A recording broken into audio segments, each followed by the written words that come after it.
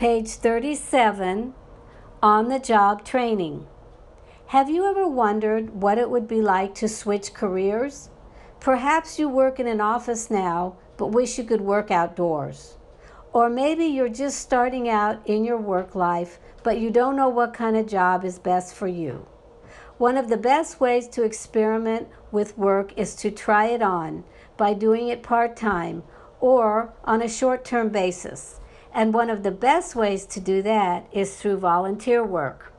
Many people have volunteered in the past, usually for reasons of charity or goodwill. If you're a frequent volunteer, you're already aware of the emotional benefits you gain from helping someone else. But volunteering as a career development tool is often overlooked. That's too bad, because volunteering is an excellent path towards sharpened skills, strong networking contacts, and a higher awareness of one or several fields. The range of volunteer possibilities is nearly endless.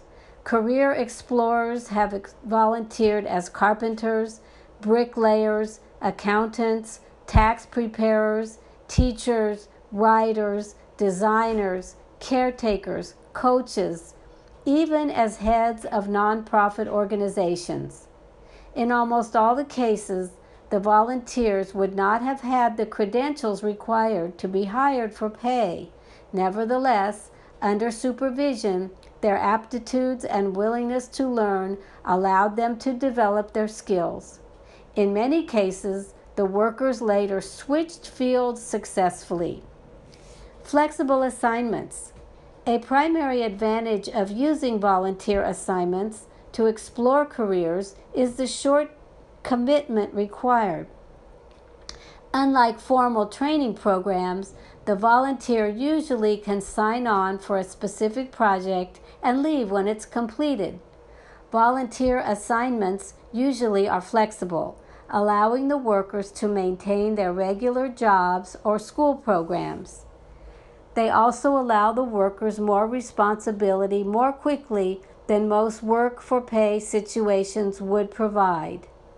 To find an appropriate volunteer situation, check the yellow pages under Social Service Organizations for a local volunteer center, or call your United Way office and ask about volunteer clearinghouses in your community. Don't forget about nonprofit board management. If you're trying to develop leadership or management skills, you might enjoy being a board member for a nonprofit organization in which you believe. However you find your volunteer assignment, you'll want to follow these steps to ensure the work pays off in career growth. Define the skills you want to sharpen or the kinds of people you want to serve. When you meet with a potential supervisor in a volunteer assignment, discuss those goals.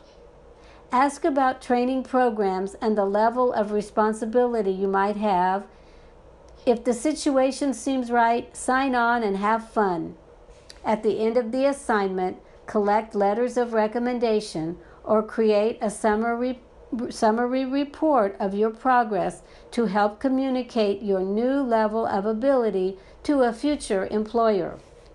While volunteer assignments will provide enough training to allow you at least entry-level access to some careers, other fields will not open their doors so easily. For example, the building, printing, and machine trades are all industries that reserve their best jobs for workers with the best training. Working as an apprentice is a very good way to get that training. Apprenticeships. The roots of apprenticeship training are at least 500 years old. Indeed, Benjamin Franklin was an apprentice printer, indentured to work for his employer or trainer for 7 or 8 years before he was released to work on his own.